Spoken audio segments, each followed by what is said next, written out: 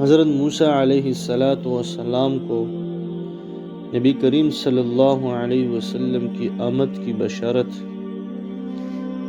حضرت ابو امامہ باہلی رضی اللہ تعالیٰ عنہ سے روایت ہے کہ میں نے نبی کریم صلی اللہ علیہ وسلم کو فرماتے سنا کہ جب معد بن عدنان کی اولاد 40 مردوں پر پہنچی تو وہ حضرت موسیٰ علیہ السلام کی فوج پر حملہ آور ہوئے اور ان میں لوٹ ماری مچا دی۔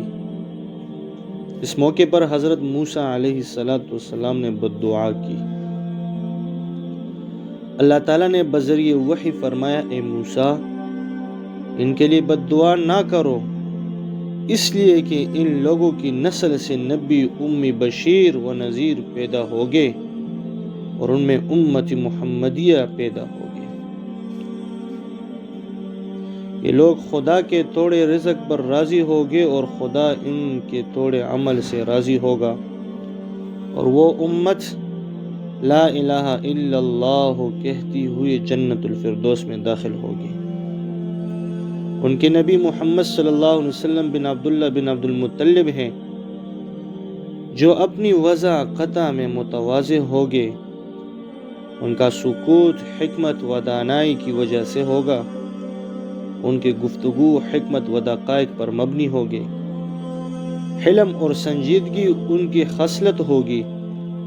میں اہل قریش کے بہترین گھرانے میں ان کو پیدا کروں گا، وہ قریش کے منتخب روزگار فرد ہوگے،